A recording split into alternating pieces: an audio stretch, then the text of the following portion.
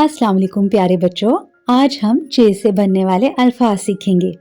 چ سے چاند، چ چاند۔ چ سے چوہا، چ چوہا۔ چ سے چمچ، چ چمچ۔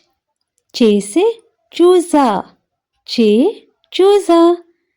چ سے چابی، چ چابی۔ چ سے چاقو، چ چاقو۔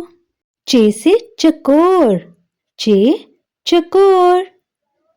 چ سے چاول، چ چاول۔ چ سے چائے، چ چائے۔ چ سے چینی، چ چینی۔ چ سے چپل، چ چپل۔ چ سے چور، چ چور۔ چ سے چیونٹی، چ چیونٹی۔ چ سے چقندر، چ چقندر۔ پیارے بچوں، ملتے ہیں نیکسٹ ویڈیو میں۔ اپنا خیال رکھیں۔ اللہ حافظ۔